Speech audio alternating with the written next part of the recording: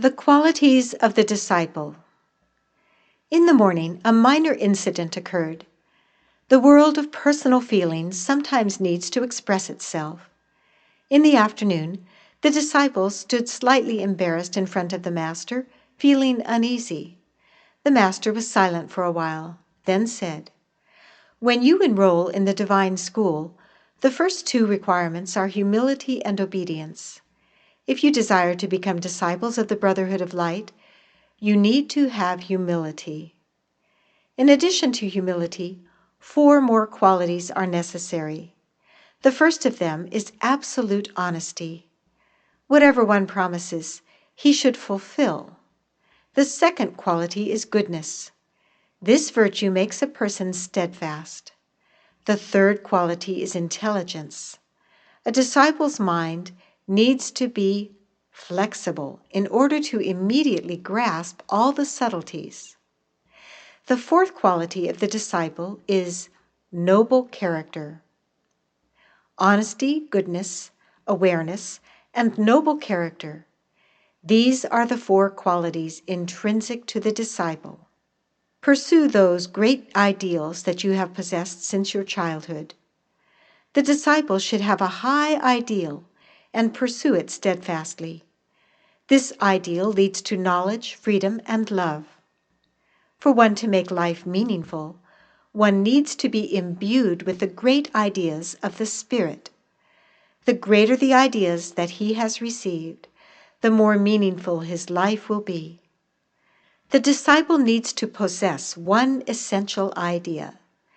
This does not mean that he needs to think about it from dawn to dusk. It is sufficient to take a few minutes each day to think about it, for him to bring it into realization in his life.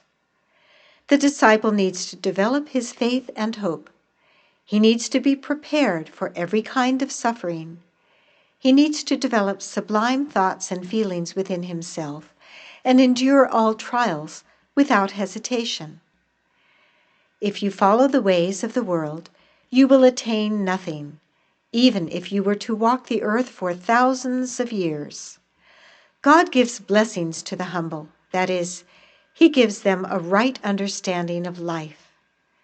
I speak to those of you who are ready to be disciples, who are standing in front of the door of discipleship. You say, "We are disciples." Of course you are disciples. The grade you are in is significant. There are people in the elementary school, in the middle school, and in the secondary school. In addition, there are also differences from one student to the other. Work without letting external conditions disturb you. When one feels discouraged, it is because of those souls who have fallen behind and whose state of mind one has perceived. Work and perseverance are required of all disciples. An ill child cannot learn in school. As long as unhealthy issues exist within you, you are not in the divine school. To be accepted into the school, you need to rid yourself of malice.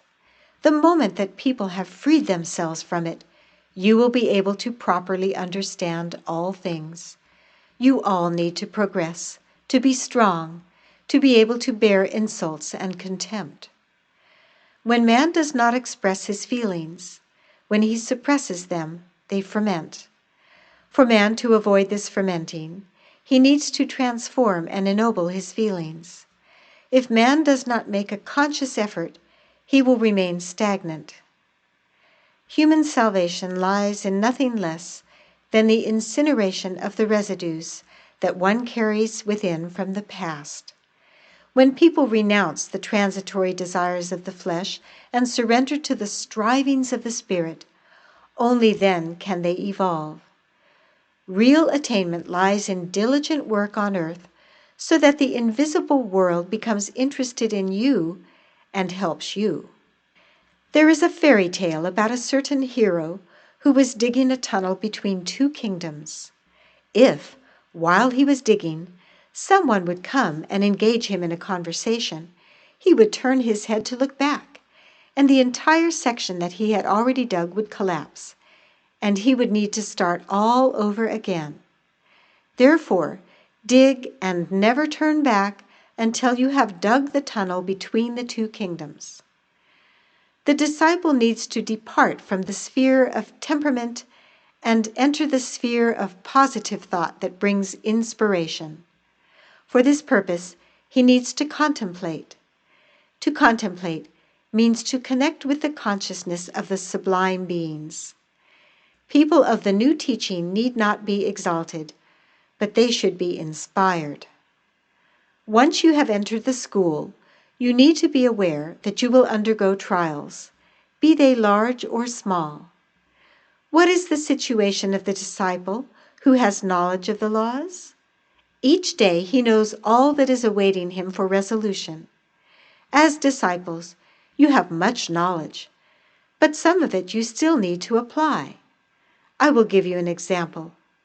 A certain disciple went to see his master. The latter said to him, "The first and most important task is to love God. The second is to love your neighbor." The disciple said to himself, "Now I have what I need to work on." He left, and for several years he studied these commandments. After that, he returned for new instructions.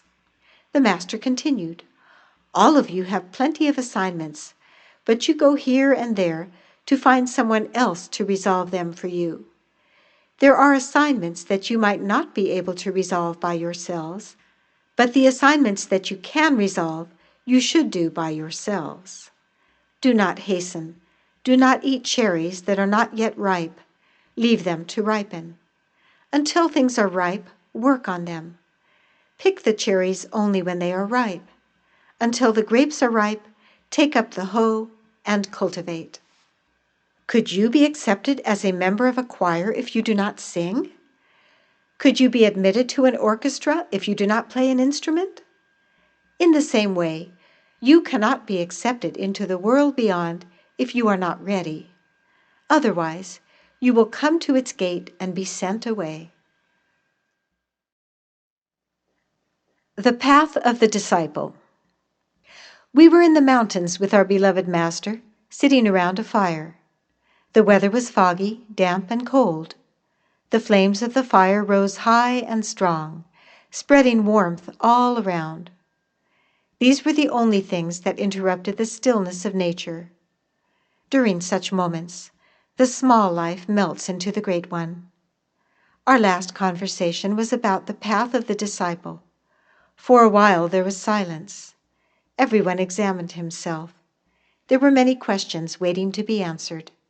Then the master spoke. The disciple of the Universal Brotherhood of Light walks simultaneously on the path of love, wisdom, and truth. The first thing in the world that man needs to understand is love. He needs to make a great experiment of it. If you do not meet your obligations with love, you are neither friends nor disciples. If the disciple has no love within his heart, he is not accepted into the school of the Universal Brotherhood of Light. If, in love, you cannot sprout like little seeds, if you are not prepared to sacrifice everything for love, you will remain ordinary people. You can become everything else, but never a disciple of the Brothers Initiate, never the sons and daughters of the Kingdom of God. If one small act of your friend can tempt you to stray from the path, you are not ready to be disciples.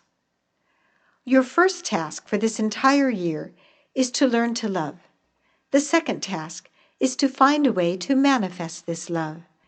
And thirdly, to learn under which conditions your love should be made manifest. If the students in a class at school like each other, they will encourage each other. An interconnection through love needs to come about between each of you. For the disciple, one thing is important: to have the right connection with God. The forms of love are many, but their purpose is one: the knowledge of God. To come to know God, that is to say, love in its wholeness, is the job of the disciple. The disciple needs to try to come to know God. It is said in the scriptures, "If you do not become like these children, you cannot enter into the kingdom of God." The footnote here reads, "See also Matthew chapter 18, verse 3. And he said, I tell you the truth, unless you change and become like little children, you will never enter into the kingdom of heaven." End of footnote. This means that if you do not become pure, you cannot enter into the kingdom of God. By children here, this is understood to mean purity of heart. Man needs to carry within himself the qualities of a child, that is to say, divine purity. The path to the kingdom of God is purity. The disciple. On another occasion, the Master said the following about being a disciple. To live as a spiritual being is the assignment of every disciple. The assignment is difficult, but attainable. The disciple sees the soul within his fellow man, but not the shortcomings, because he knows that the soul has no shortcomings. Only the one who remains one and the same, whether in hell or in paradise, is able to perceive divine love. The one who can reconcile sorrow and joy within himself is a disciple. We easily become discouraged in times of contradiction. Things might change on the surface, but we should remain unchangeable.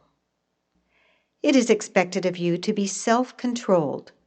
Should you be ill-disposed, in order to retain your peace, say to yourselves, I dwell in the world of absolute harmony.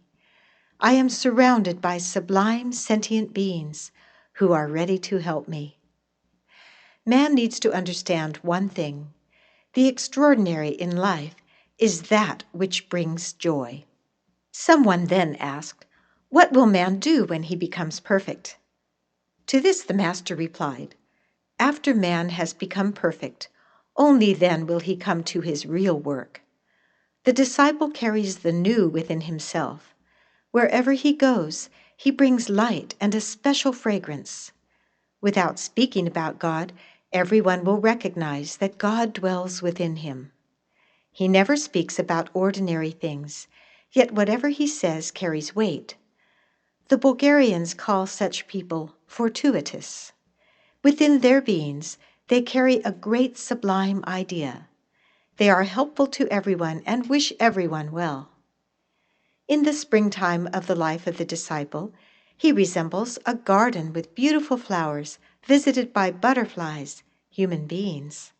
In the fall, the soul of the disciple is like a garden full of ripe fruits.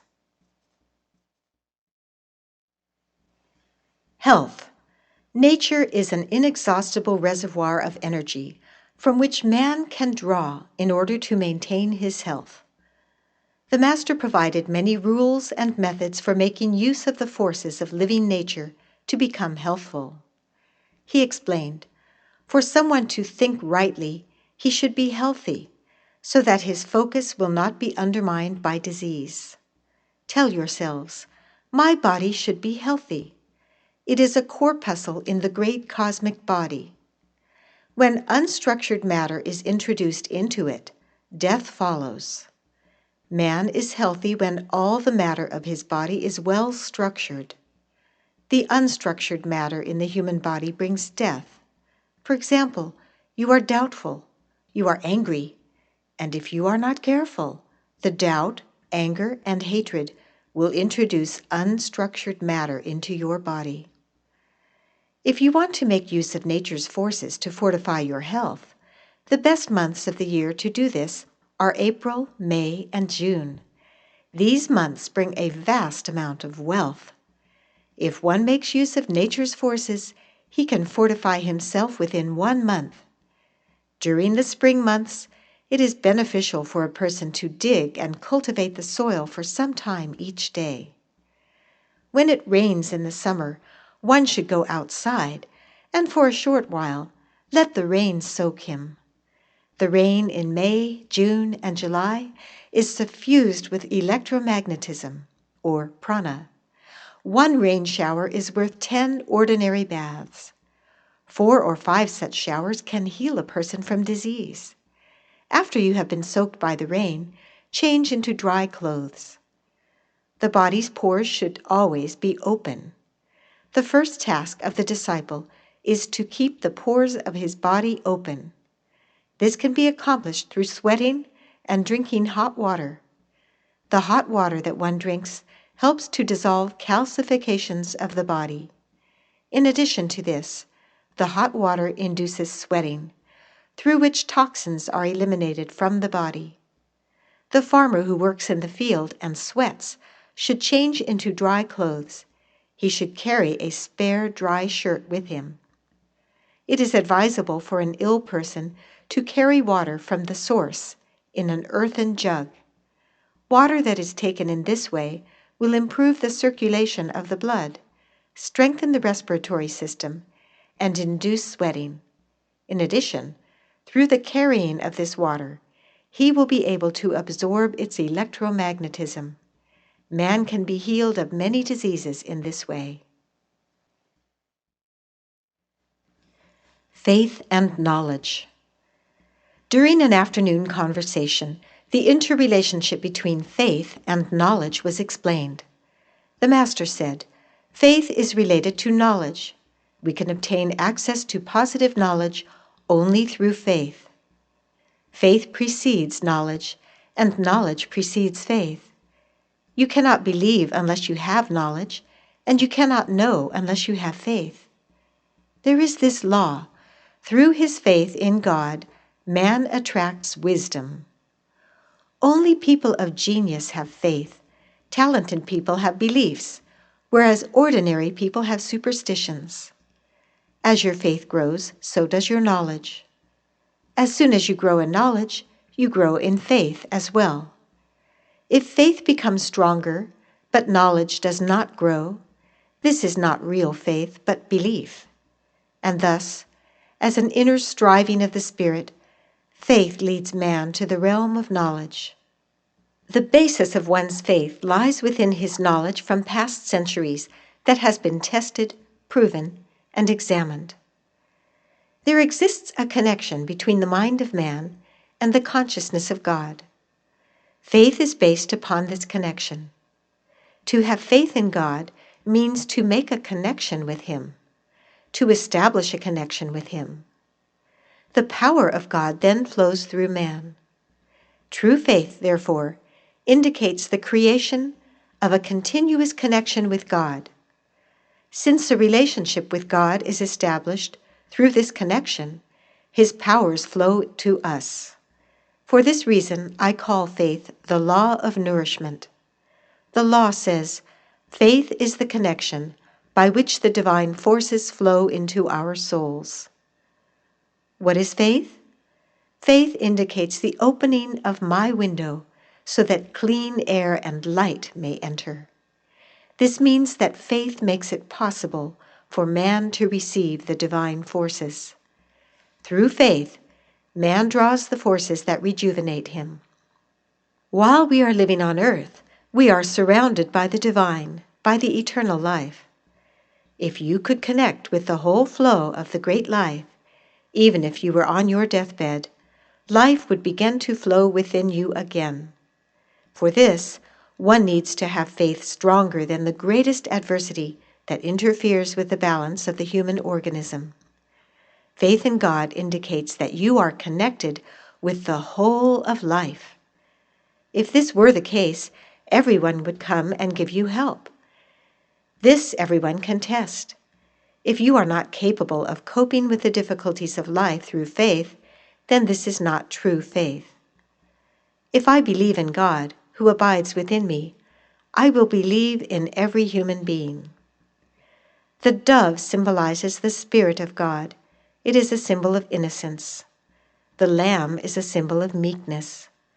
The grain of wheat is a symbol of patience, and the virgin is a symbol of purity.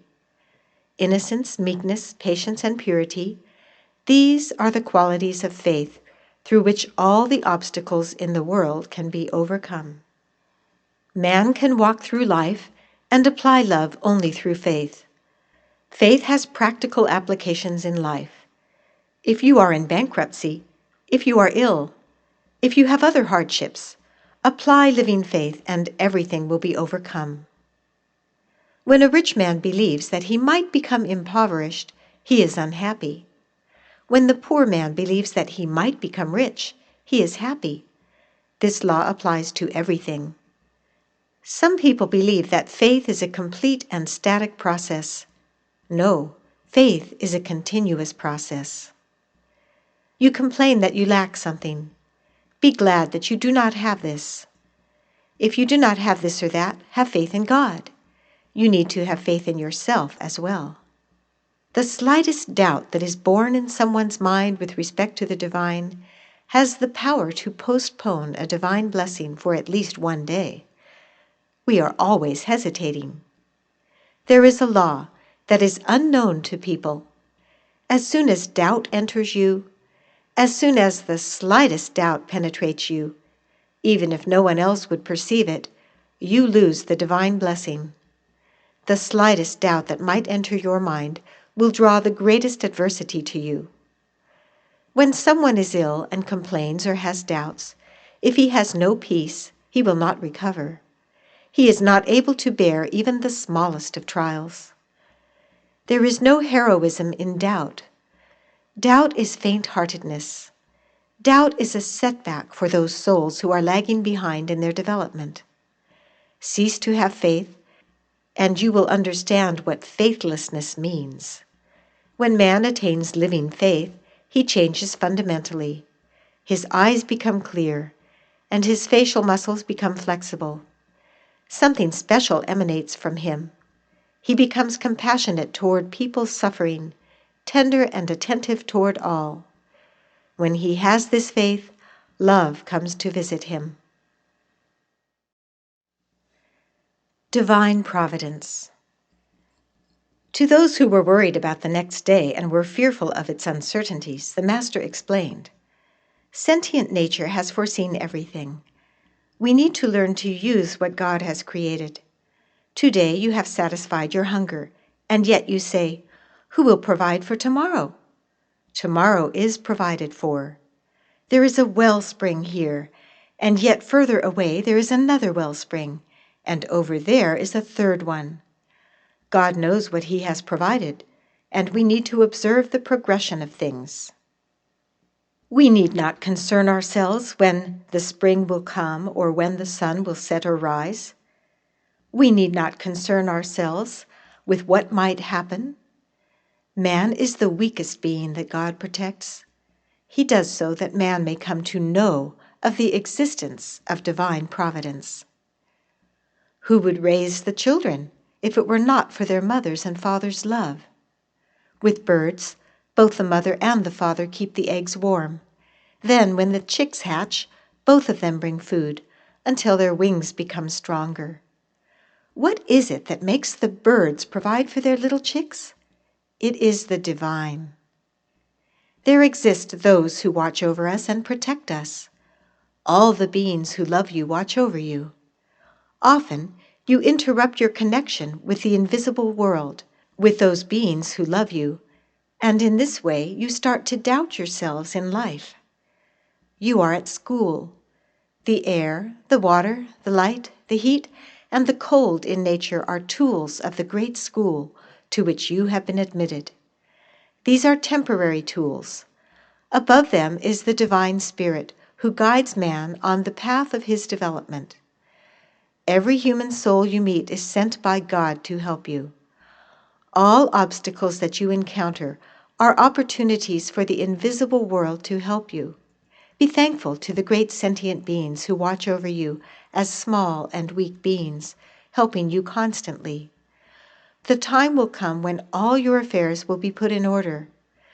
Nature employs different methods for every student, but the purpose is one and the same, to strengthen man so that he may endure all conditions and evolve. God has placed man under specific conditions so that he will develop particular virtues. Each virtue is developed under conditions specific for it. One virtue under less favorable conditions, yet another under more favorable. He who wants to develop love needs to embrace the least position in the world. Think of everything in the world as having been created well. Think of everything that happens to you as working for your good. This awareness needs to penetrate deeply into your mind, heart, soul, and will. Often Providence sends great suffering to man in order to save him from an even greater adversity. Some people demonstrate an aptitude for science, arts, or for some other field, yet in their moral and spiritual life, they are underdeveloped. This indicates that they are behind in their development in general. In such cases, their friends from the invisible world will inspire them with more sublime gifts in order to lift them out from this lower condition in which they find themselves. God provides for everything. Many believe that they are abandoned, that there is no one who takes an interest in them. If they would understand the interrelationship that exists among all living beings, absolute peace and harmony would reign within their souls. This interrelationship, this inner bond among beings, is such that even for the least one, a blessing is provided that uplifts him. God abandons no one. Even under the worst conditions, God has a plan for every being that is still unknown to humankind. It is good that they do not know of the plan that God has destined for all living beings. They need only to know one thing alone. Everything that God intends to do is good. What are God's ideas? How will they be realized? This will remain a secret for all times and epochs. God has foreseen the conditions necessary for your mental, emotional, and spiritual development. Regardless, He has left a specific sphere of activity exclusively for you, in which He never interferes. When you work within this sphere, He watches from a distance and retreats immediately afterward. This is the sphere in which man is free. Outside of this sphere, man is not free. As soon as he departs from it and enters another sphere, he already feels restricted. Man is a being who is exposed to great dangers. Every day when you eat or when you walk, you are exposed to great dangers. One needs to be grateful that Providence is watching over him. If it were not for Providence, many misfortunes would have befallen us. Every good work in the world has been done by the sentient beings. Not one good work is done by chance. Many think that things happen arbitrarily. Someone asks, "Who will help me?" There is someone to help you. Even when coincidences and chance occurrences cannot be explained, it does not mean that they are arbitrary. These are manifestations of a higher world, and yet they are reflected in our world as well. Because they do not occur often, we call them chance occurrences. They do not follow the laws generally known by people. Other laws govern these chance occurrences. At present, it is difficult to persuade people that divine providence exists in the world. Providence does exist in the world. Even with regard to the greatest contradictions, there still is a law that determines what needs to take place. You are royal sons and daughters. The sun rises and asks every day, "How are you?" The wind blows, the water flows. Be grateful that you travel throughout the universe like tourists without money. The earth is a great ship. At present, it has approximately 50 to 60 smokestacks and travels at a speed of 29 kilometers per second. And yet, you are dissatisfied and say, "Why am I on this ship?" Every person needs to rely only upon what God has given him. He should consider other people as additional conditions for him. God's blessing can only come in two ways. He can bless you at the beginning of your journey, and He can bless you at the end as well. Man has been given so many blessings by God. To every person, at least one thing on earth is given, but not knowing its purpose, he suffers. The good things are in front of us. What we have learned until now are the things of childhood. Man has not yet begun to learn, to attain virtues, knowledge, and artistic mastery. Someone might say, if God provides for you, you do not need to work. No, this is incorrect thinking. God will provide for me only after I have planted 200 or 300 trees. God will provide for me after I have completed my university studies. God will provide for me when I work in the vineyard and become an experienced vine grower. God provides for his wise children who work, think rightly, and listen to him. In Africa, a traveler encountered a lion that was ready to jump on him. He heard the voice of his mother saying, "You have matches. Set the grass on fire." He set fire to the grass, and in this way he saved himself. The higher consciousness of his mother accomplished this. There is the case of a person who had fallen asleep in a field. A snake was just about to bite him when a bee stung him and woke him up. In this way, he was saved, as the bee did him a good service. A man was traveling, and robbers who were stealing from the wealthy travelers captured him. When they took him to their leader, he was told, "We do not have orders to steal from you," and so they let him go. This means that God had told the leader, "Let him go free." For God's one desire to be realized, all worldly laws should collapse. A father who was disabled had only one daughter, and she departed for the world beyond. After her departure, many people began to bring the father food and take care of him. A young man was left with only one leve. At this point there's a footnote. Leve, and plural leva, is a Bulgarian currency. And said to himself, "What can I do with one leve? After I have spent it, what am I going to do?" Meanwhile, a beggar approached the young man and asked him for help. Something said to this youth, "Give it to him." And so he gave the last of his money. "I gave it to him," recounted the young man, "and I thought to myself, what God gives." A short while after that, a friend of mine that I had not seen for 10 years invited me to his home for dinner. Give, and salvation will come from somewhere else. Visitation by God. The people of the world cannot change the divine order of things. In spite of the war and the destruction of the earth, spring came again. The meadows were turning green. The first flowers were blossoming. The flower buds on the apple trees were ready to open. The spiritual New Year, March 22nd, was drawing near. The small homestead became greatly enlivened. From everywhere, guests, brothers and sisters started to arrive. A shelter for all was improvised. Temelko's home was filled with people. This was a cordial gathering of friends, and all faces radiated with joy and goodness. The unity of love, for which all people are longing, filled their hearts and shone on the faces of everyone. Early in the morning, at 5 a.m., on the day of the holiday, we gathered in the upper floor of the house. The room, the hallway, the terrace, the steps, and the yard all were filled with people.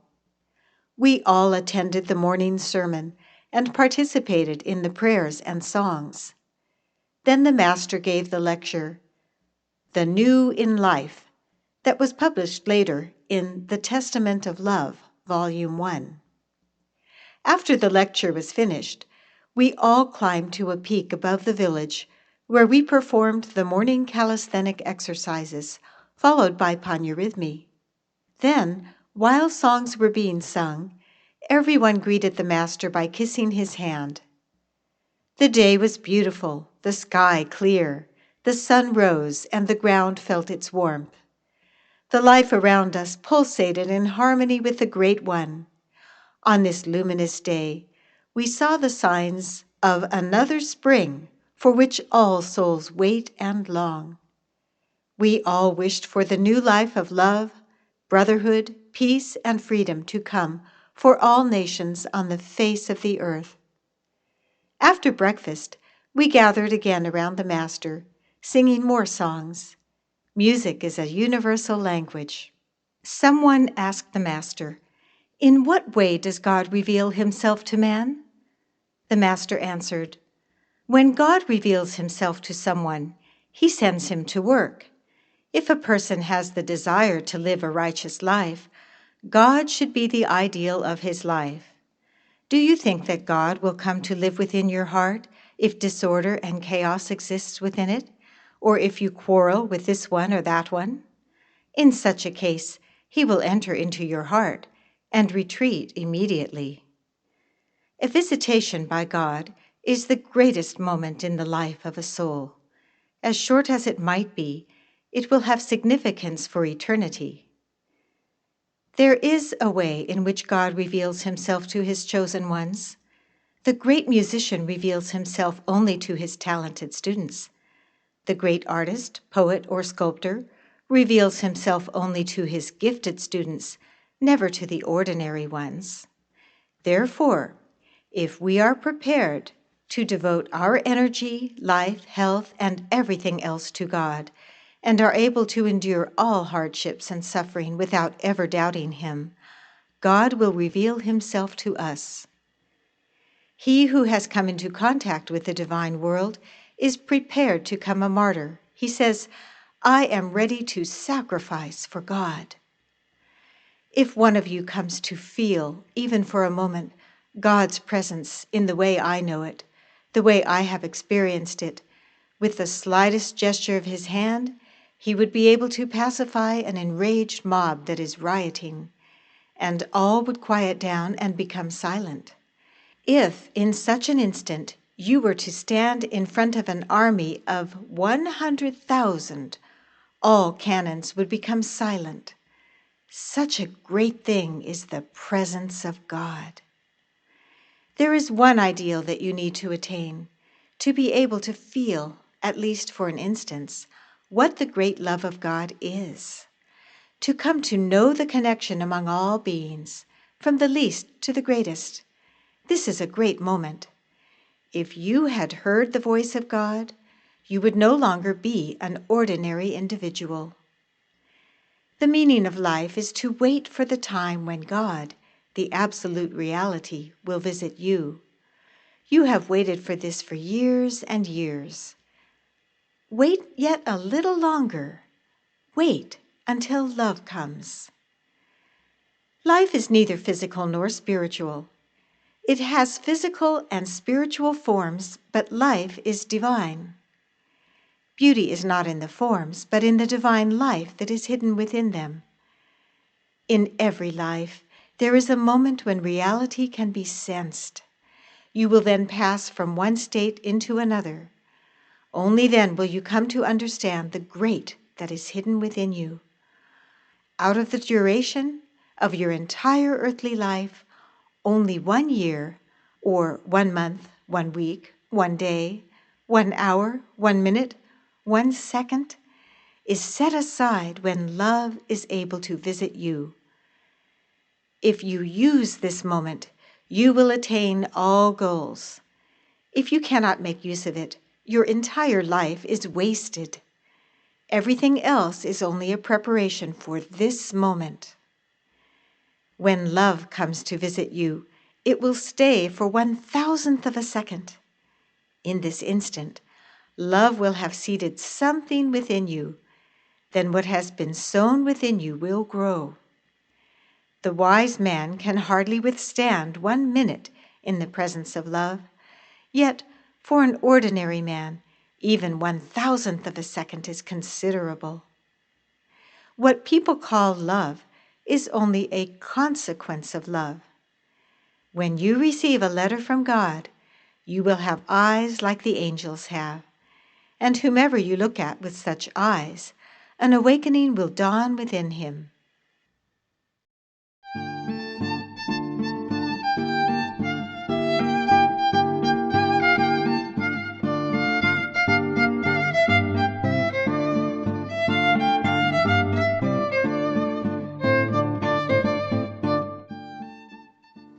Paneurhythmy. Beginning on March 22nd, the first day of spring, we start to dance Paneurhythmy every morning soon after sunrise. Paneurhythmy consists of movements set to music as introduced by the master. It is danced in pairs forming a circle. The movements are flowing, rhythmic, and harmonious, with each one a manifestation of an idea. In many of his lectures, the master provided explanations and clarifications for Paneurhythmy. He also suggested other physical exercises for us. Here is a conversation in which he gave some additional explanations. Spend at least 10 to 15 minutes a day for exercise. Those who do not exercise now will need to exercise at one time or another. Our thoughts and feelings should be present in every single movement. Every movement man makes influences nature. The slightest movement of one's finger, for example, affects nature in her wholeness. The waves of radiant energy that emanate from the fingers will circumnavigate the earth, and in the end will return to the person from whom they have emanated with an increase in the good or the bad sense. Knowing this, one should be cautious with regard to one's actions. In addition to this, the activities of the various organs of the human body exert certain influences upon the mind, the heart, and the will of man. There are movements that develop the mind, others the heart, and still others the will. One lifts up his hands while exercising, and this is an appeal to the sentient forces of nature for help. We have close to perfect conditions for Paneurhythmy. For Paneurhythmy to be performed well, it is necessary that the consciousness be focused. One should first learn the basic movements and then proceed to the more complicated ones. Paneurhythmy is a method that deals with the problems of the past, the present, and the future. In the circle of Paneurhythmy, the past, the present, and the future come together into a single present moment. The music for the Paneurhythmy sequence, step by step, is in a minor scale. Taking a step forward or to the side is related to departure, in other words, to involution. Stepping back to the starting position is related to returning, in other words, to evolution. In the exercise, the rays of the sun, moving forward toward the center represents receiving from the center, and moving away from the center represents giving back what we have received. The enlightened beings from above also dance Paneurhythmy. They make similar movements, and if our movements are in accordance with theirs, we will connect with them and receive their blessing. In order to make this connection, it is not only necessary that our Paneurhythmy movements be correct and rhythmic, but that harmony exists among the mind, heart, and the will of the performer. That is to say, the performer should possess love, purity, and an enlightened state of the spirit. The way in which Paneurhythmy exists above cannot be done here on earth because humankind is not yet ready for it. We are given as much as is possible for us in its most accessible form. No other music or movements is as accessible as Paneurhythmy. In the future, Paneurhythmy will be introduced and practiced in other countries as well. A Swiss man has studied various kinds of dances, folk dances, as well as movements set to music practiced by different nations of the world. When he visited Bulgaria, he commented that he found the most perfect combination of music and movements in Paneurhythmy. A special school for the study of the movement and songs of Paneurhythmy is needed.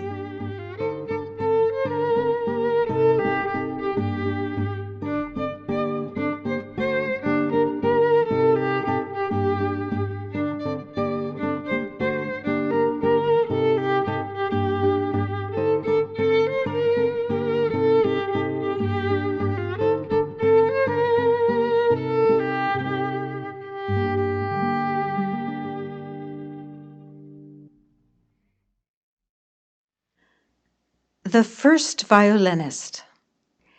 Deep bonds of the relationship exist between man and nature. Man needs to safeguard these bonds. The rising of the sun, especially in the spring, is the most beautiful of moments, and we should not miss it. The Master would go for a walk almost every morning, accompanied by friends and disciples. We would meet the first rays of the sun from the beautiful mountain peak. The Master had spoken often about the sun, yet there was always something new to say about it. The aura of every living being who rises early before sunrise and works with love is beautiful. If one does not rise early and does not work, he will be ordinary and miserably attired. All living beings are expected to do some work. The more conscious they are, the greater is the effort that they need to apply. If someone wishes to be young, he needs to rise early from sleep when love whispers to him to arise. Love says to him, "Arise before the sunrise." During springtime, it is important to make use of the renewing powers of nature. Even one open window will have a certain influence. However, should you be aware that there is an intelligent being behind the window who is opening this window, then the influence that comes to bear will be different. I will interpret this for you. Every morning, the sun rises in the east, and in the rising of the sun, we need to perceive the sentient beings. To meet the sunrise is always beneficial, even when the sun is covered by clouds, because its energy permeates the clouds. In all cases, the sunrise brings an uplift to man. This living energy only comes in the morning. For every task, there is a fixed appointed time.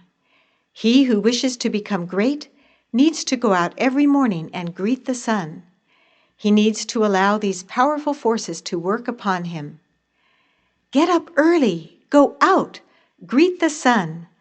What wonderful things are hidden within the rising sun.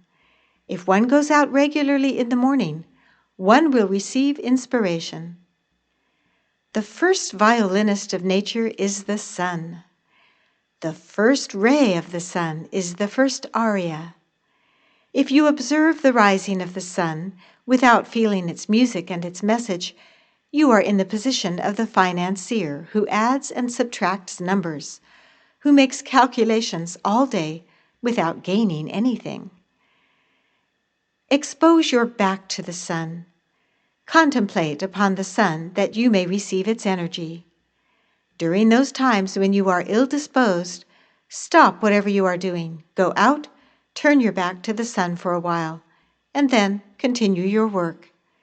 You will receive from the sun something that no science or philosophy can give you. The light is the sun's outward aspect, but within the light there is something quite subtle. Within it are the vital sentient forces of nature. The inner work of the disciple. It was a calm, clear spring evening. We were seated comfortably around our dear Master under the trees in the yard. The stars were visible through the branches. Cricket sounds were audible. There are times which the world of supreme consciousness prepares from afar. There are times when the sounds of the world appear to be in perfect polyphonic harmony. We sang a few songs, and then, in the silence that fell, somebody brought up the question about the inner work of the disciple.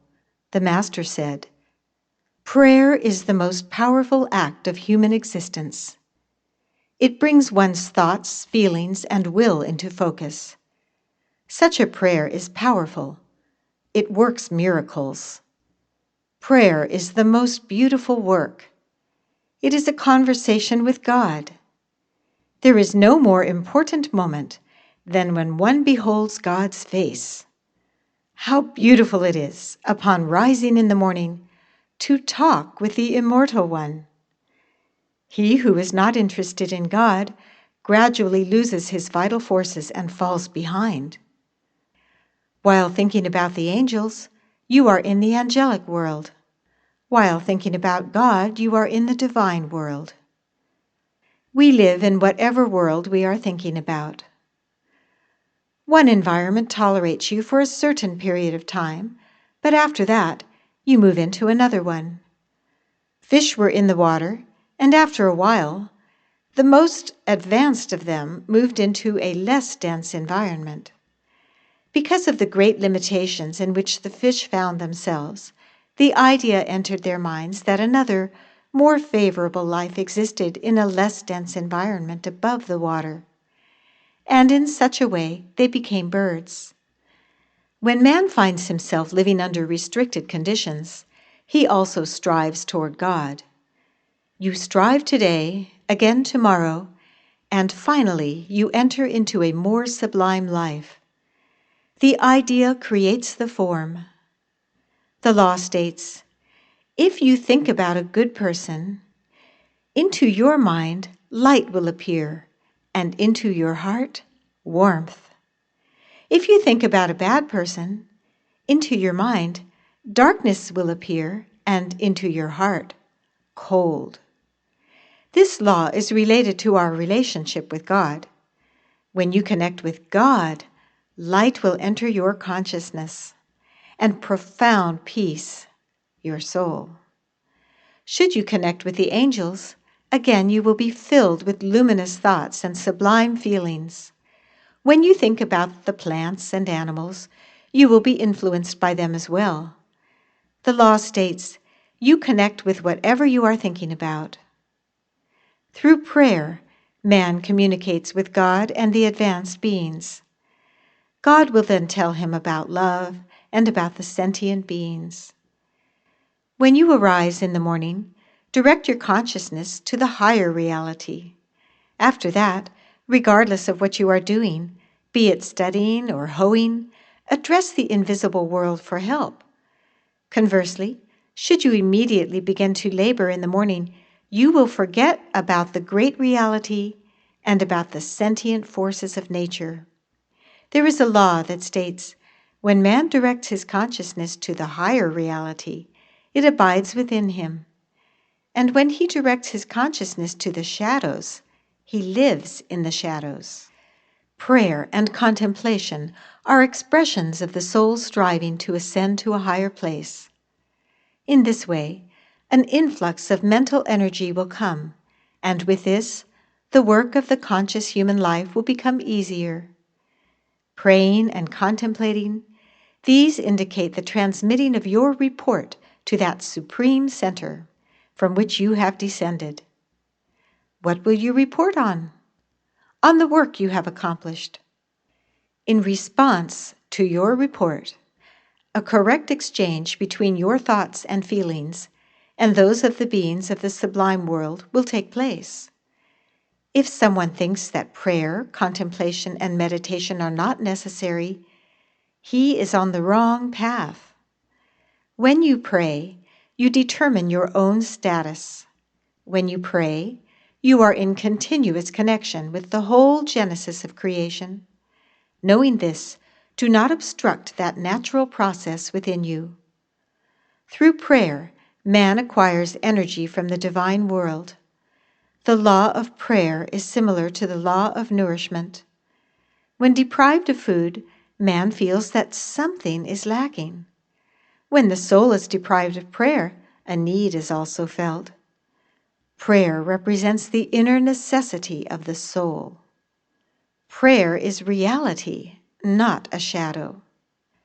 What at any given moment gives strength to the mind, heart, soul, and spirit is something real. Prayer is the conscious work of the human soul.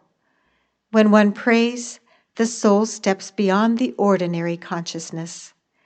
We can describe this process as the emergence from the narrow confines in which one lives. Prayer resembles the extending of the amoeba's pseudopodia to catch its food. This is a continuous process. For the new to enter into man, he needs to direct his mind each morning toward the great center of the universe. Prayer is similar to the law of providing water. Through it, all good influences are drawn to man. When man is praying, everything around him should grow and develop. When one understands the great law of prayer, he will become a true human being.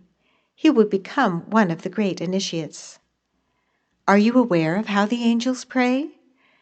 Prayer is the first method through which we begin to learn the divine language. If you do not pray, you will never learn this language. Through prayer, we study God's language.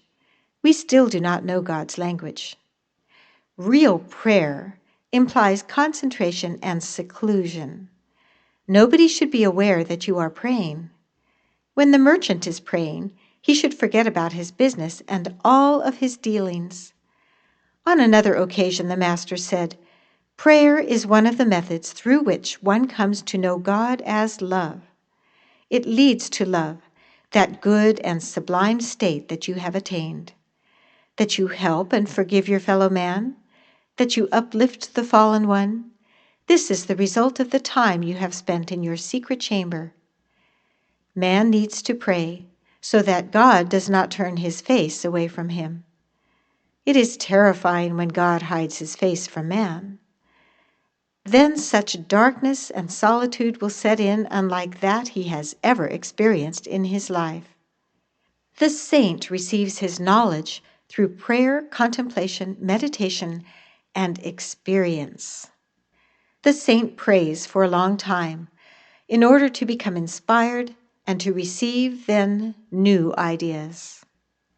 Wherever you are, in whatever situation you may be, take a half hour or an hour to think about God. In such a way, your consciousness expands. For one to think about the great sentient origin, about the great center of creation, is worth more than all the material wealth available on earth. Thinking about God also renews and rejuvenates the physical body, because its energy extends to the body as well.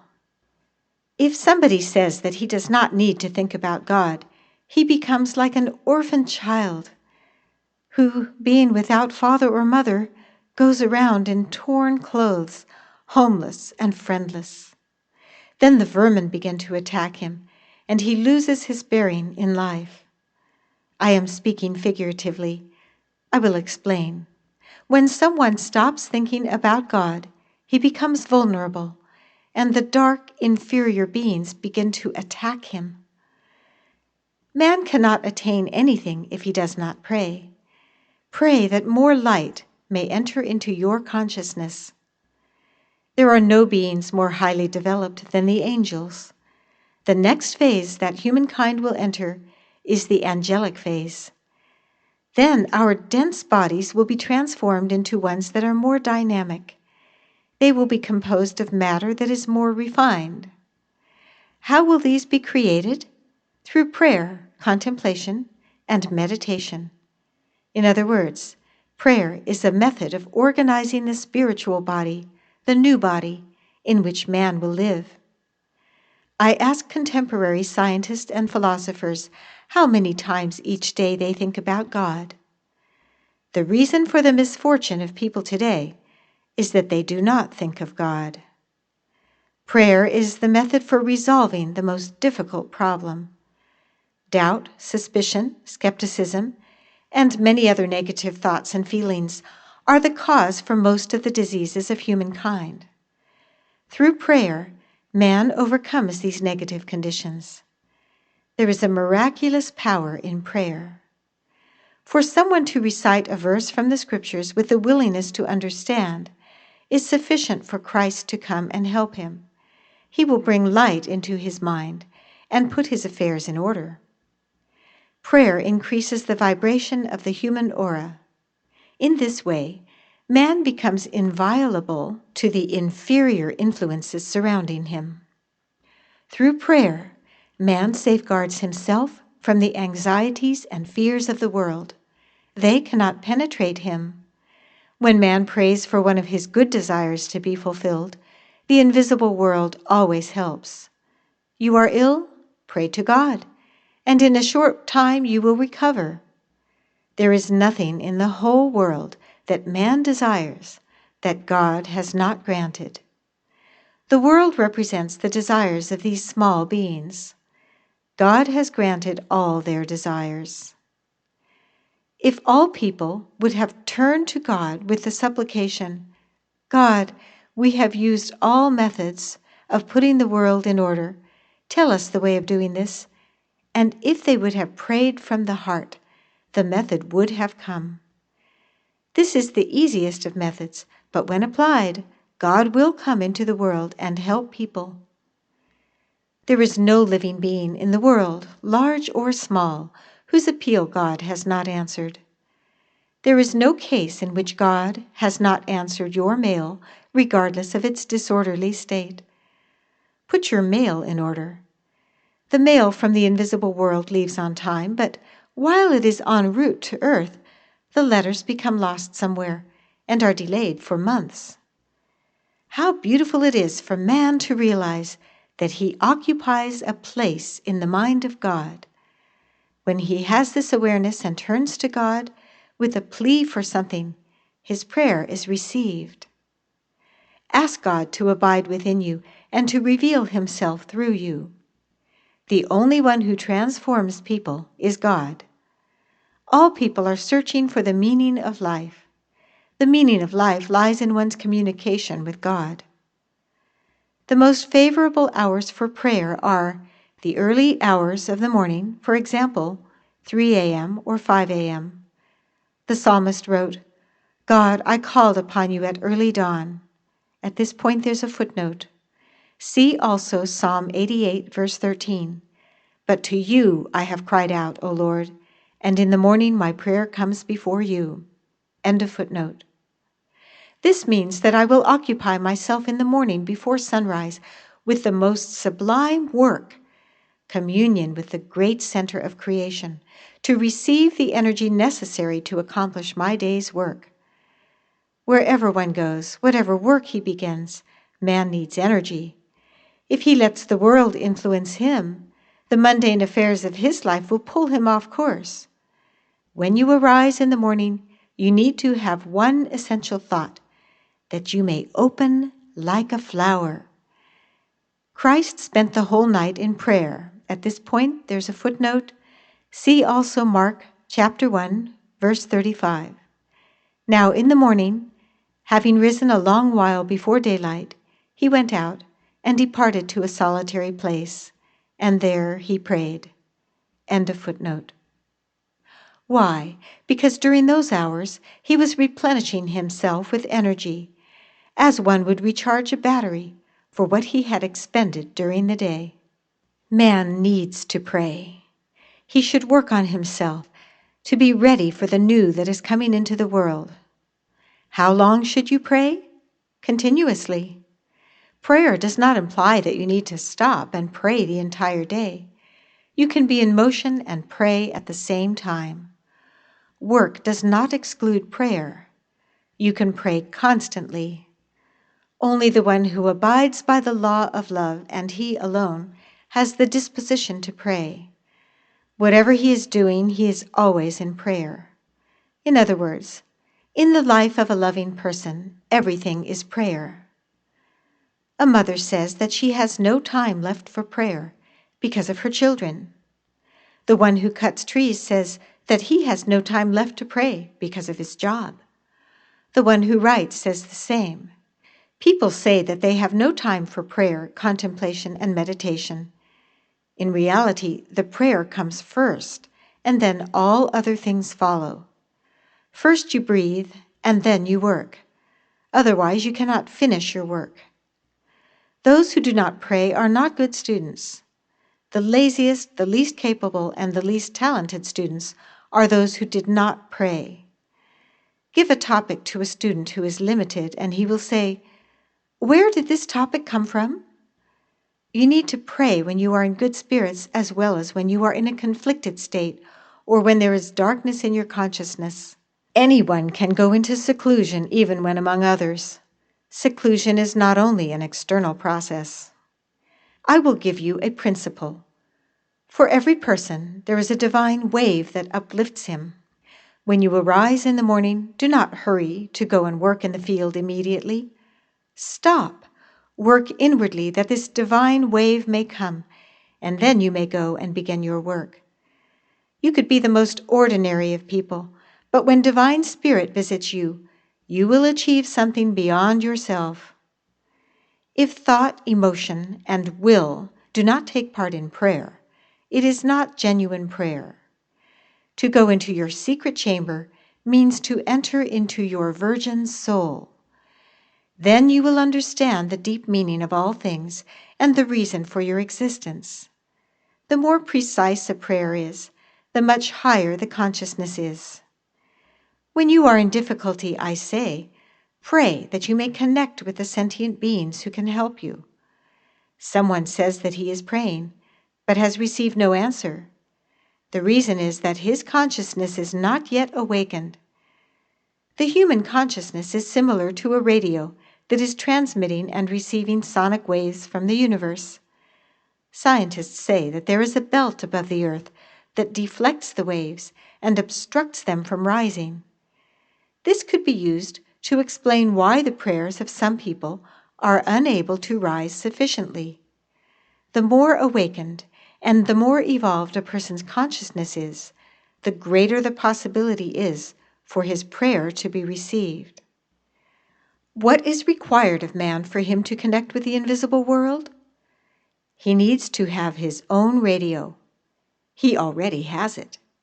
When you direct your prayerful thoughts upward, you should safeguard yourself from rapacious waves.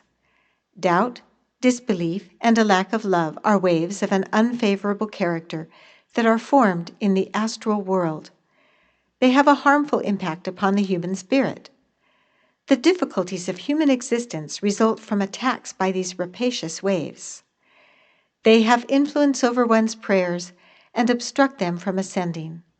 They obstruct the good aspirations as well. Man prays better when he is persecuted. When you are subjected to great suffering, trials, and persecutions, then you pray as you should. Until the furnace of the heart is fired up, a prayer cannot reach God. Man cannot pray in an impure place. You need to go to a pure place. Prayers need to be transmitted from a pure place. When man is praying to the invisible world, he should be exact. Otherwise, a prayer is like the application form that does not state what is being requested. In such a case, it remains without consequence. If I were to pray now, I would ask God for strength, knowledge, wisdom, love, truth, and freedom. When someone prays, one should ask for the least thing, that is, at the same time, the most essential. A prayer is received when God's will is taken into consideration. Conduct the following experiment. Concentrate on what is deep within yourself and say, "My Lord, I am ready right now to fulfill your will that inspires every living being in the world." Or say, "If I have found favor in you, let me feel your joy in the name of your love, wisdom, and truth." Do you know what you will feel? You will feel such an excitement as you have never felt before. You will feel reborn. In a moment, man can transform his countenance. Turn to the Lord and say, "Lord, place me in the fire of your love." Or say, "Lord, what do you want me to do that your kingdom may triumph on earth and your name be sanctified among all humankind?" One very important law states, when you pray for someone, your prayer gains miraculous power only when it is accompanied by love for that person. Now, let's concentrate for 5 minutes and send one good thought throughout the entire world. The law states, if you send this thought rightly, the work that you will accomplish will be equal to all of the work that you have accomplished throughout your entire life. Communion with nature. Wherever the master might be, some work would always be created. With his presence, he would gradually, imperceptibly, without making plans ahead of time, improve our surroundings. Therefore, quite naturally, everything around him would become more beautiful. To work with the master was not only pleasant, but the work would acquire a special significance. Everything we did was imbued with life. The master imparted a specific idea to even the most insignificant work. He observed everything that was happening around him, the weather, and the changes that would take place, the difficulties that would be encountered in the work, and how we would manage to overcome them, which of us and how many would participate. We all had the feeling that he was communicating with that sentient world which was invisible to us. Its language was also unknown to us, but at times the master would provide the translation. For him, all things were fine instruments that would indicate which law of sentient nature was at work in any given moment. The wise man who abides in the unity of life can intervene sometimes to divert certain forces or give way to others, or call upon the action of one law or another. In such a case, he is acting as a representative of the great consciousness. His actions appear to be both prophetic and miraculous. Being able to change the pace of great events, it is not necessary to move mountains to attract a certain law of living nature. It is sufficient to move a small stone if one does it with knowledge and understanding. While studying the steep slope in front of the house, the master discovered a small wellspring. The water was barely dripping. He caught it carefully, gathering it all in a small basin. He then built a path to it, complete with steps. He implanted an idea in this work and named the wellspring of good, the divine center that directs life itself. When the wellspring was dedicated, the master said, "Life is a continuous process of revealing the divine blessings. The whole of life is a constant discovery of things that have been lost." We accomplished the work of the day successfully, rejoicing in the sense of completeness that one experiences when working in accordance with living nature and receiving from her everything needed. In other words, when one has given rightly and has received rightly. After completing the work, we gathered around our beloved master beneath a large walnut tree. We stood in silence for a while, listening to the voice of awakening life that was flowing through every branch, through every bud of every tree. The first birds of spring had arrived and were joyously chirping in the branches. With an expression of gratitude on his face, the master looked around and said, "Man should be glad for everything that surrounds him, for the well springs, the stones, the sun. From nature, man will learn the law of perfection and how to apply it in life. Everything exerts an influence upon man. He stops in front of a wellspring. The wellspring influences him. He stops in front of carnations in bloom. These influence him too. It is important that when he stops at the wellspring or carnation blossoms, that his consciousness participates and is not distracted by the thinking of other things. Connect with nature and receive from her knowledge and energy. Man needs to connect with nature. If he makes the right connection with her, he will learn in one day as much as he would from a professor in 20 years. Nature is generous to those who love her, and to those whom she loves. If a person does not love nature, she will wait for as long as necessary, until the time comes when his consciousness awakens. I desire that you connect with the forces of sentient nature and with all good people on earth.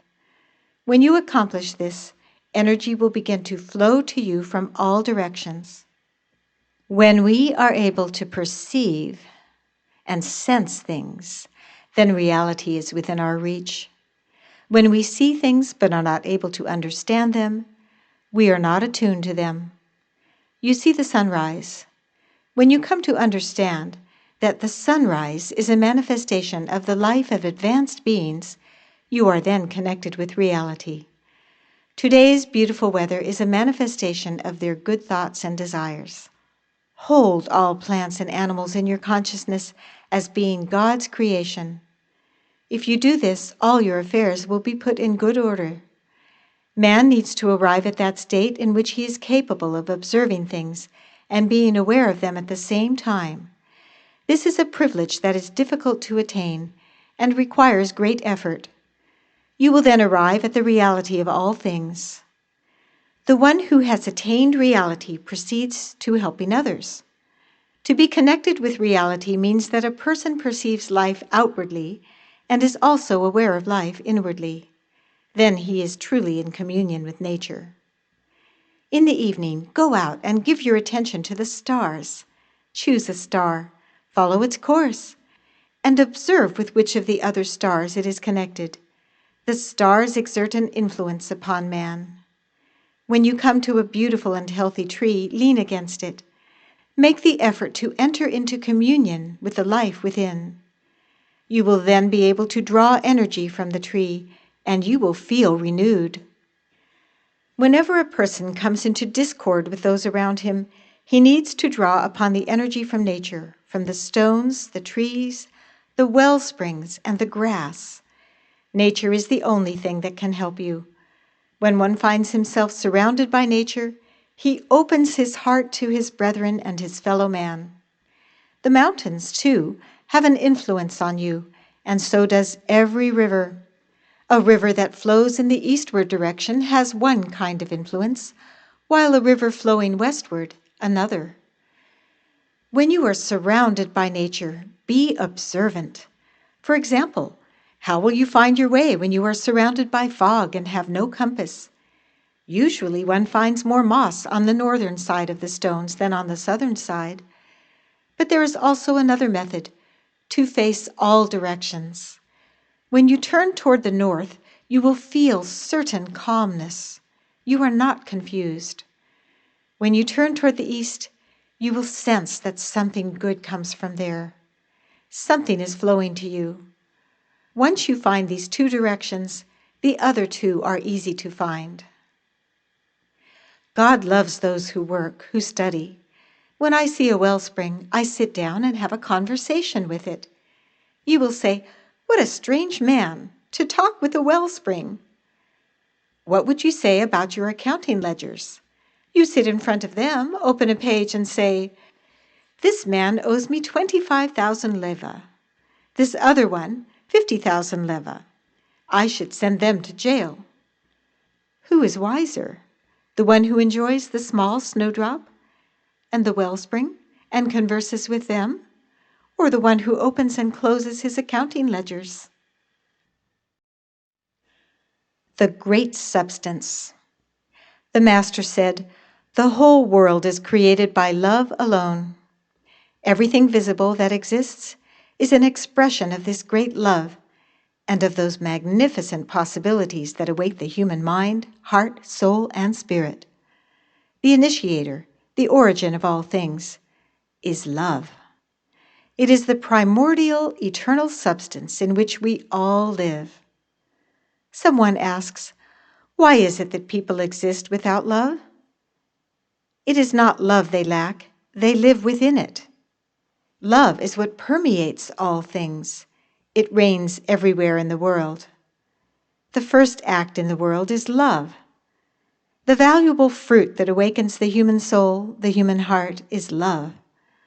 All living beings, from the least to the greatest, move in God's love. This is the way in which the whole universe moves. I know who moves the universe. When does man speak softly, calmly? When he wants to say something kind. The most beautiful things are whispered in the ear, in order that no one else will hear them. The silent voice of nature represents the external manifestation of love. The light speaks softly because it carries love within itself. Can you sharpen your hearing in such a way as to be capable of hearing what the light is saying? Do you know its language? Love permeates and embraces everything. It never strays, nor does it emanate. It does not enter, nor does it exit. People will often say, "I have lost my love." Do not delude yourselves. He who is saying that he has just lost his love never had any. Love cannot be lost, nor can it be gained. It is a delusion when we say that we can gain or lose love. How can you gain what abides within you? How can you lose that you are immersed in? We need to understand the words gaining and losing in a different sense. When you say, I gained, this means that you have come into harmony with God. When you say, I lost, this means that you have come into discord with God. You say, I do not believe. Whether you believe or do not believe, the earth is carrying you. The air is sustaining you. Whether you believe or not, you are immersed in the great eternal substance within love, within God. The two laws.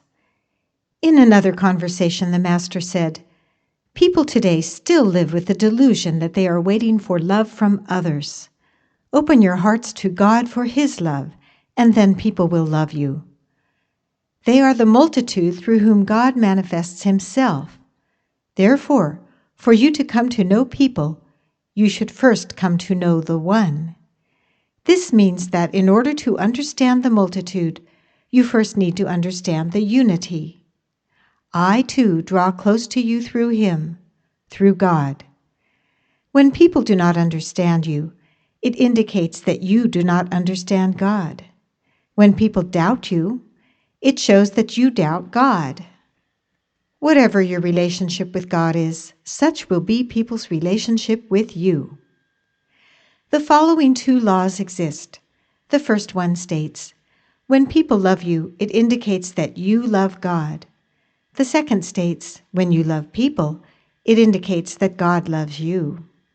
Here we need to give a little explanation. When I say that God loves you, this should be understood in a different meaning. God's love for you is unchangeable, yet by the expression, God loves you, it is to be understood to mean that you are receptive to His love. Thus, the relationship of others with you depends upon your relationship with God. When you have a good relationship with God, all people relate well to you. If you love people, it indicates that you have perceived God's love rightly in its fullness. You can personally come to know a family in two ways, either by loving the children, then the father will begin to love you, or by loving the father, then the children will begin to love you. When you befriend the children, when you are helpful to them, the father will be interested in you. I give this interpretation. Your neighbors are God's children. When you are helpful to your neighbors, to God's children, you are connected with God. The psychic causes of disease. During a lunch conversation, a question arose regarding the cause of disease. The Master said, when food remains for a long time in the stomach without being digested, toxic substances are formed, toxins that are distributed throughout the whole organism and poison the blood. The same takes place with the heart. If unattainable desires accumulate within it, they cannot be assimilated and create astral toxins. The same also occurs when one holds on to thoughts that cannot be brought to realization. These remain within the brain for a long time and form mental toxins. The presence of toxins within the body produces the primary conditions for the abnormal development of microbes, the carriers of various diseases. The law is as follows. A good life purifies the blood. As soon as a person introduces an impure thought into his mind or an impure feeling into his heart, the purity of his blood is lost. The impure thoughts and feelings create disease. All disturbances cause impairment to the mind, the heart, and the body. Some diseases are due to mental disturbance, others to emotional disturbance. When the disturbance is of an emotional nature, it affects the liver, the blood vessels, the heart, and so on. Any of these disturbances is due to not having loved. If someone sinks into jealousy, doubt, anger, or any other negative condition, he needs to find ways to transform them. Otherwise, he will become ill. One should be able to balance any negative feeling or thought with a positive one. This will neutralize and transform it. Every imbalance of the spirit afflicts the health. The disciple needs to be aware of the origin of his disease and whether it has a physical, spiritual, or mental character. When love is missing in people's lives, they can become ill with tuberculosis. The reason for all disease, disabilities, and afflictions in life is a spiritual one. If you would like to be healthy, maintain positive thoughts within your mind and good feelings within your heart. The reasons for many diseases are hidden within the subconscious. These are the remnants of your past that you need to deal with. Weeping does not cause the eyes to weaken, but immense sorrow does. Someone loses his health. Someone else, a son or a daughter, and they cannot get over the loss. From frequent, repetitive thinking about the loss, the eyesight gradually weakens. Tightness in the chest is due to discord in the feelings. A feeling of heaviness in the stomach is due to discord in one's actions.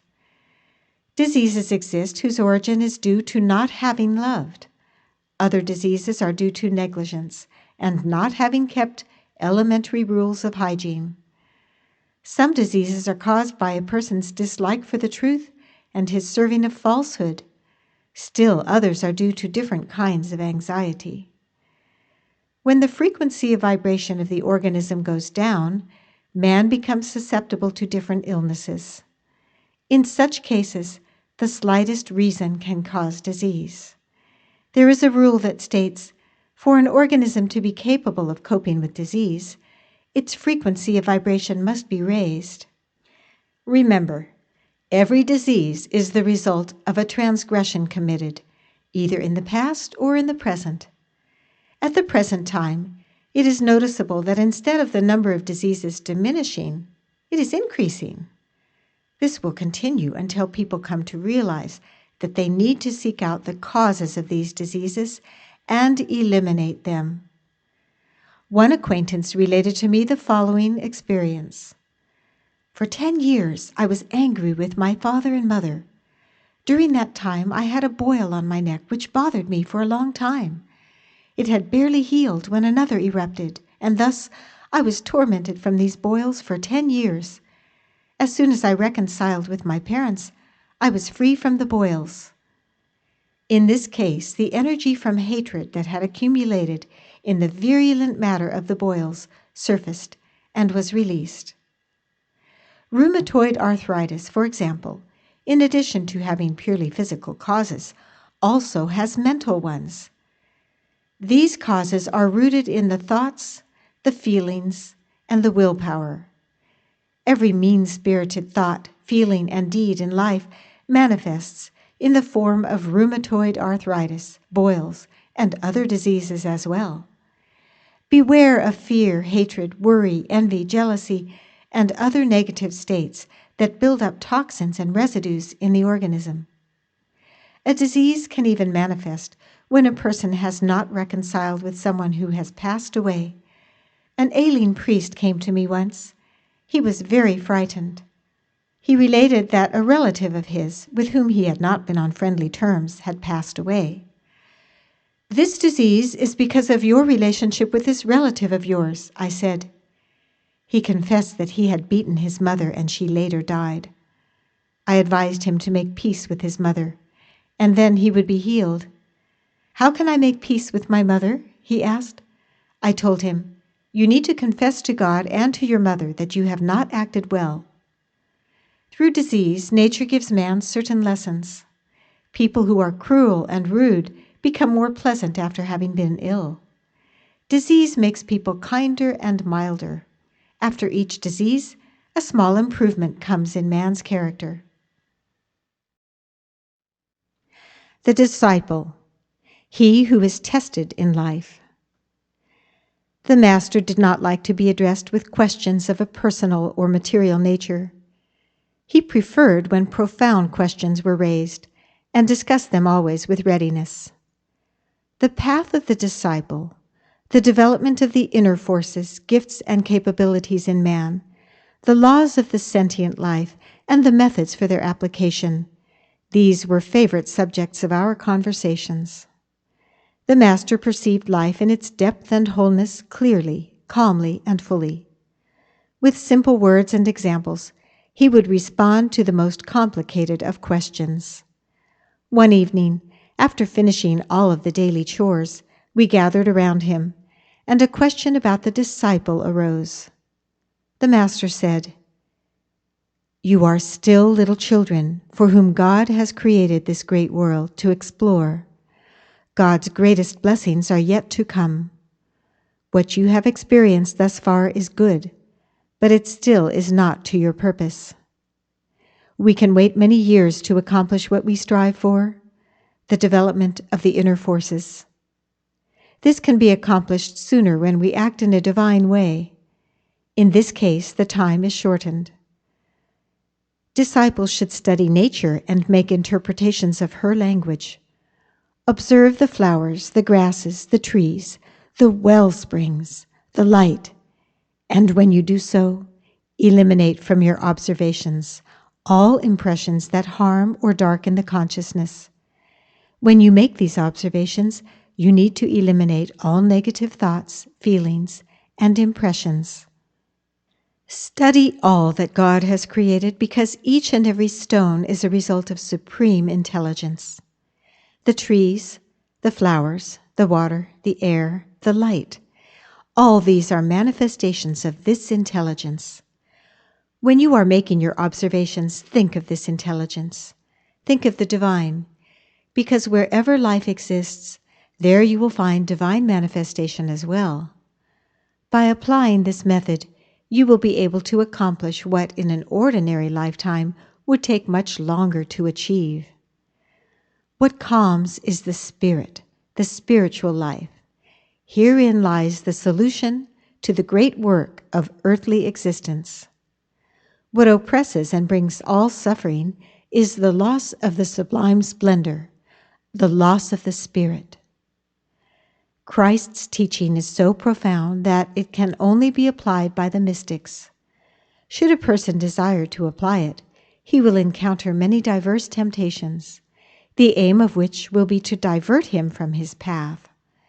A multitude of desirable things will be promised to him, with the sole intent of obstructing him.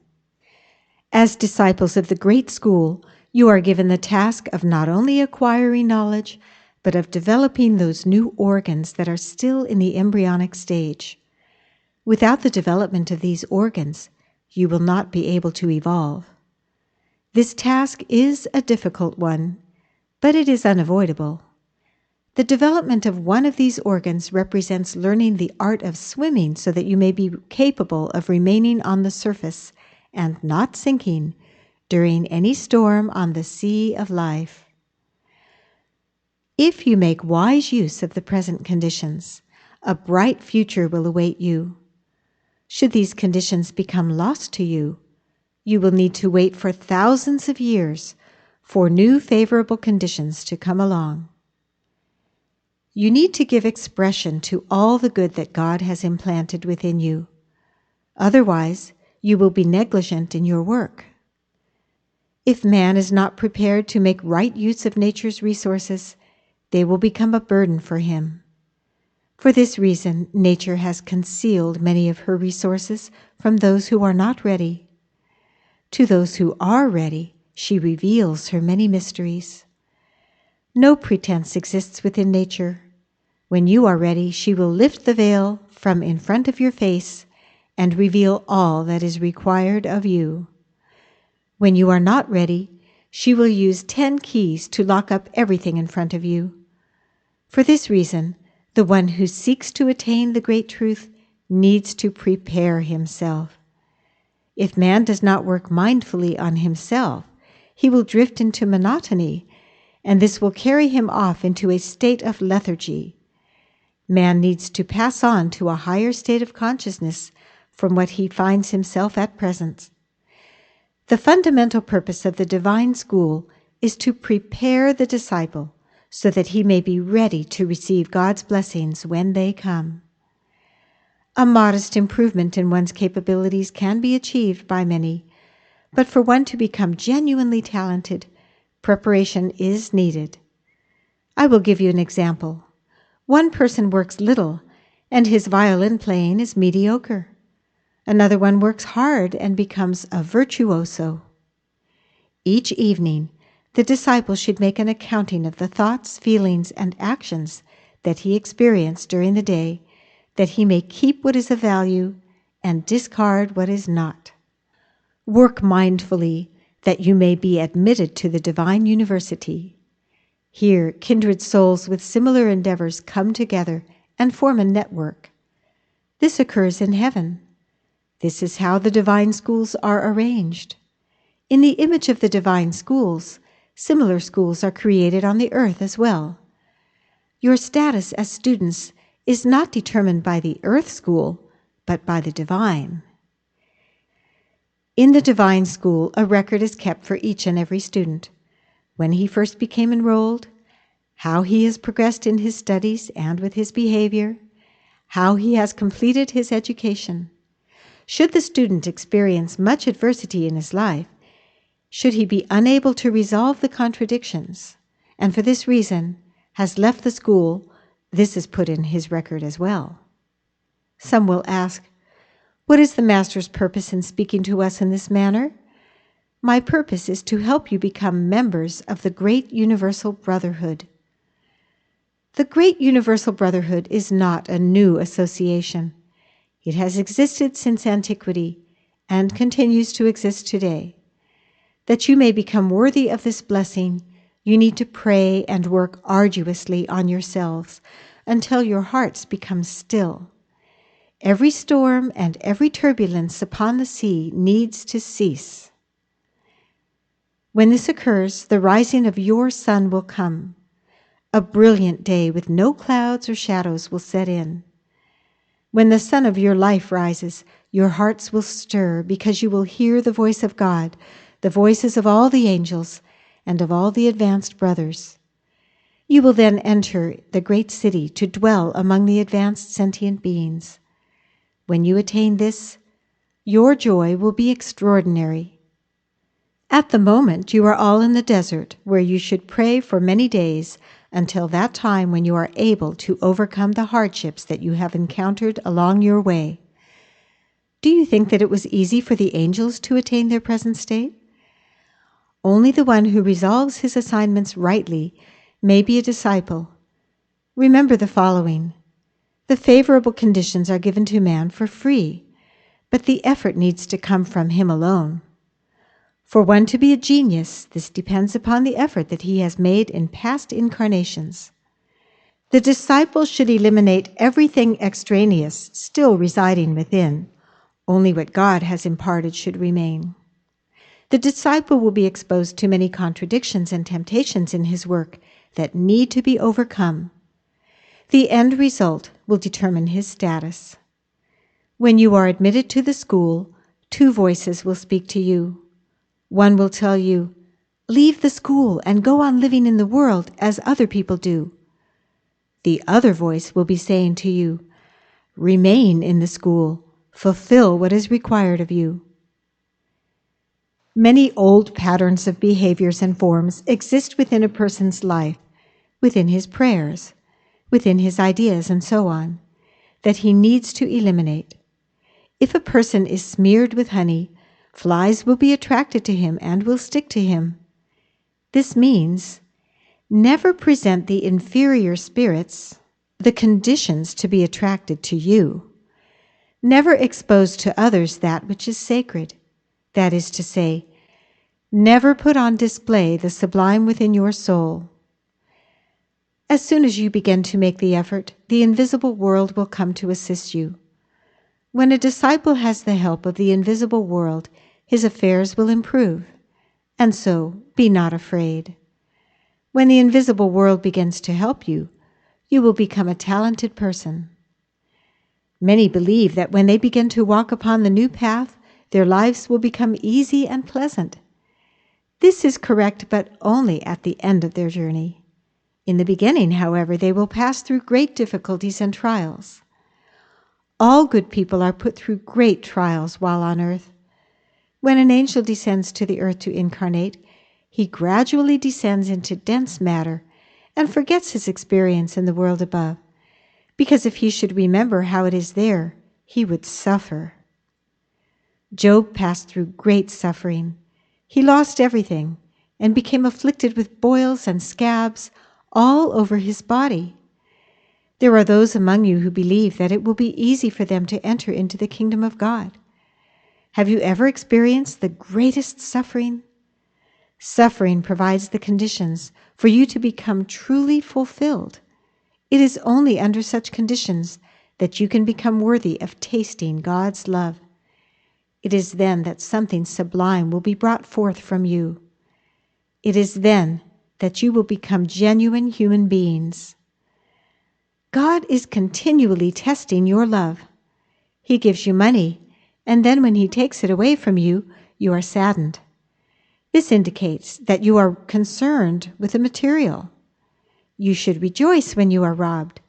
No one can take away from you what is real, the divine.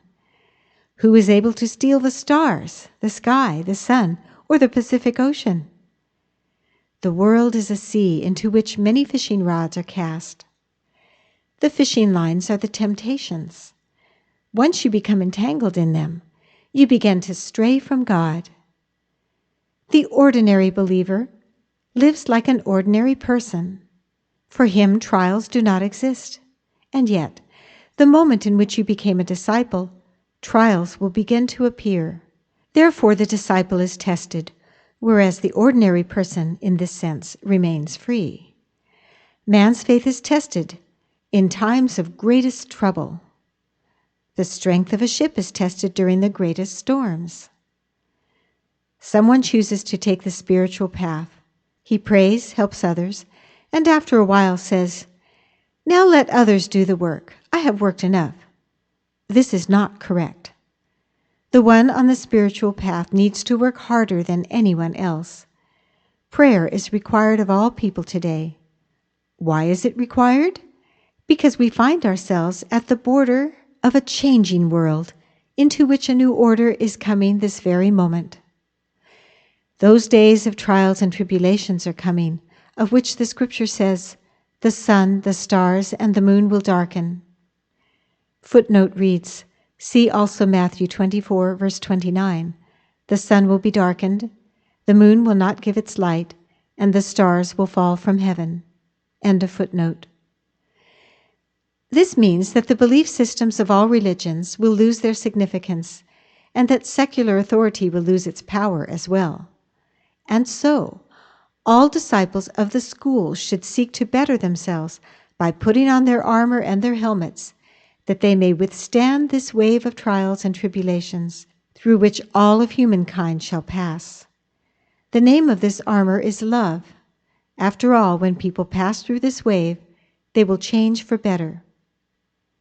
When you find yourselves in the midst of contradictions that assault you from all sides, you need to understand that you are finding yourselves in your natural environment, and for this reason you are being assaulted. And when you come to the greatest of contradictions, you need to understand that the moment has come for you to return to your own, to your people, that you may show them how to live. Do not question why these contradictions come, but return to the place of your God-given origin. It is there where you will come to know your true self. And once you have come to know yourselves, you will have attained an inner peace as well. In so doing, you will have become your own masters. All of the trials that one needs to endure, this is the work. After the trials come the fruits, the results, the renewal. Whenever something is sown in the soil, the forces of sentient nature will work upon it, and it will sprout. In this way, whenever something is sown within your soul, the invisible world works upon the implanted seed and brings it to life. The main work is accomplished by the invisible world. Those who do not learn cannot be admitted to the divine school. To be admitted, This indicates that one is gifted. However, should a person withdraw, this is not because he is ignorant. Not everyone is admitted, and so he has interrupted his study for other reasons. Later, when he returns, he will continue from where he left off. The fact that he had begun his study in the divine school indicates that he is capable, but has been hindered by the external conditions, and for this reason has interrupted his study. Later, he will resume it. It has been said, "Narrow is the way." The footnote here reads, see also Matthew 7, verse 14. How narrow the gate and how close the way that leads to life. End of footnote. The narrow way is given as a general concept, but the narrow way is different for each. You should be admitted to the divine schools on your own efforts. In his desire to achieve something of note, many neglect the little things that are, in reality, the most beneficial for him. Each morning upon awakening, the disciple needs to implant at least one small divine thought within his heart so that his life may have meaning. Each one of you should study a science, mathematics, chemistry, physics, biology, philosophy, and so on. The disciple needs to be well informed about the present epoch. Once you have come to earth, you need to study. You are students. All living beings need to study, even the least. Not until a person reaches the age of 40 will he be able to study the fundamental law, the love for God. At the age of 30, man passes through a crisis, and his status is determined as to whether or not he will make something good of himself. You can determine which grade of the school you are in by the assignments that you are given to resolve. Perfection of the human soul. The Master used every opportunity to teach a lesson to his disciples. The slope in front of Brother Temelko's home was steep, rocky, and without water. Observing it, the Master discovered some moisture in one place. He asked us to start digging, and he worked with us until some dripping water was found. We built a basin and led the water to flow into it. The basin began to fill up. This was the second wellspring that we discovered, and the Master named it the wellspring of health. With this, the Master taught us not to neglect even the smallest of divine gifts.